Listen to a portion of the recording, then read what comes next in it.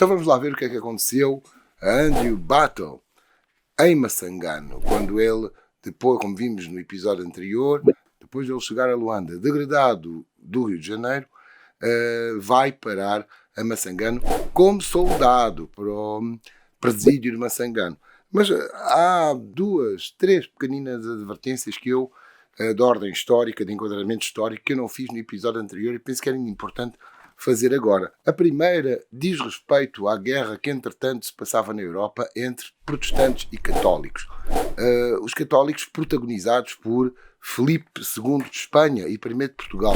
É preciso não esquecer que quem presidia aos destinos de Portugal era o rei Filipe II de Espanha e I de Portugal, desde 1580. Portugal vivia sob o regime da União Ibérica, portanto, aquilo que os portugueses chamam o domínio espanhol, que vai perdurar, como é sabido, até 1640. Ora, portanto, o rei de Portugal era Filipe II e que tinha uma enorme inimizade com os Estados protestantes, nomeadamente a Inglaterra, da rainha Isabel I, e também a Holanda, etc. Bom, Battle, quando ele é capturado pelos portugueses no Rio de Janeiro, ele é considerado, de facto, um inimigo. E daí que ele seja degradado para o lugar de degredo, ou seja, para Angola. Aliás, vamos ver que ele estará sempre na expectativa de quando é que poderá fugir de novo para a Inglaterra ou quando é que vai terminar essa guerra entre a Inglaterra e Espanha, enfim, na qual se incluía Portugal. Também temos que ver que, aliás, já o disse noutros episódios sobre Massangano, nomeadamente naquele feito in loco, onde lá estive mesmo, que Massangano é, nesta época, final do século XVI e início do XVII, é o presídio português mais oriental do Kwanza. Só daí a algum tempo passará a ter Cambam, mas isso, como já sabemos e veremos melhor, será em 1604 com Cerveira Pereira. E Massangano vai ser sempre, como eu já o disse também nesse episódio in loco, vai ser sempre até ao último quartel do século XIX um ponto essencial na rota do escravo, que vem do interior para ser embarcado em Luanda para o continente americano. Era, portanto, sempre necessário haver um exército, portanto, um capitão-mor com vários soldados, uns portugueses, outros degradados, estrangeiros, entre eles Battle, e ainda a Guerra Preta, constituída por africanos, na maioria Mbundo e a partir de certa altura em Bangala.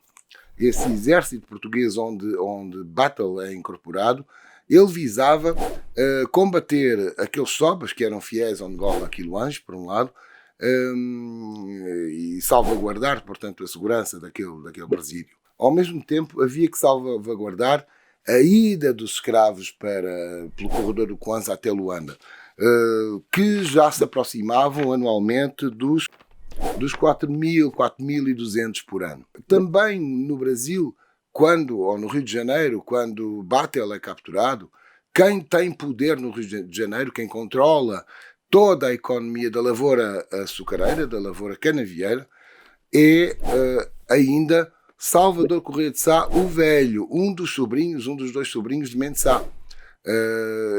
E também avô do Salvador Correia de Sá Ibnovites, do qual também já falámos aqui várias vezes.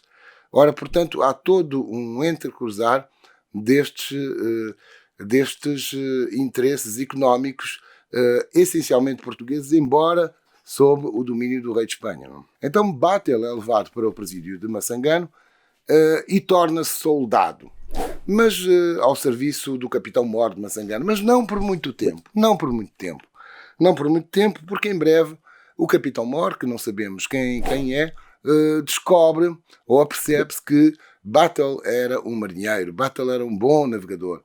Então, em breve, faz dele o substituto de um piloto português que tinha falecido, que tinha morrido e que até então fazia todo o percurso de barco de Patacho, segundo aparece no texto, mas pode ser também Machangada, isso vai depender da questão dos ventos, ou então Patacho a remos, quer dizer, vai depender da questão dos ventos ao longo do Kwanza até Luanda, porque esse itinerário de Massangano até Luanda, não era feito apenas a pé, também já era feito ainda, embora sem embarcações a vapor, eram com embarcações à vela ou a remos, também era feito por barco, nomeadamente barco que transportava mercadorias, possivelmente também transportaria escravos, mas pelo menos outras mercadorias de Massangano para Luanda e de Luanda para Massangano.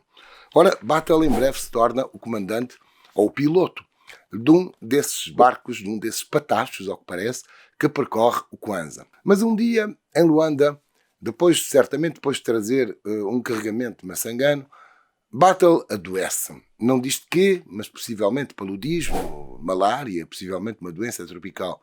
E fica enfermo em Luanda e no palácio do governador, já na Cidade Alta, durante algum tempo. Ora, o governador João Furtado Mendonça vai simpatizar com ele. Ele estabelece amizade com o governador Furtado Mendonça.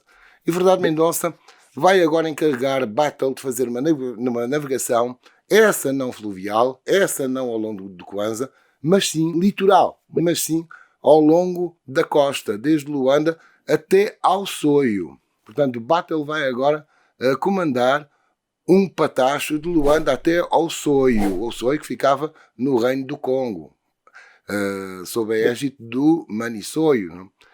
Aliás, até ao Porto Pinda, que é o porto do Soio. O que é que o governador Furtado Mendonça pretendia?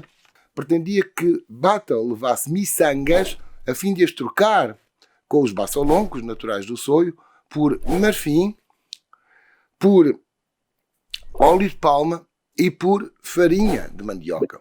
As miçangas, como é sabido, derivam do verbo kussanga, o termo juntar. Portanto, é todo um conjunto de contas que são juntas e que com elas já eram confeccionados colares, pulseiras e outros objetos, não é? Que ainda hoje são vendidos em Angola. Ora, era com essas miçangas que Battle iria negociar com as autoridades do Soio, a fim de obter marfim, uma vez que os baçolongos já caçavam elefantes, a fim de obter farinha de mandioca, porventura com mais qualidade do que a que se produzia ou do que a mandioca que se plantava em Luanda, e ainda óleo de palma também.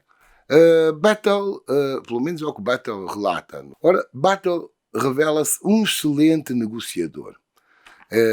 E tanto que se revela um excelente negociador que o governador, João Furtado Mendonça, fica bastante satisfeito com ele e inclusive até lhe dá a liberdade de passar a negociar por sua própria conta no Reino do Congo, a norte.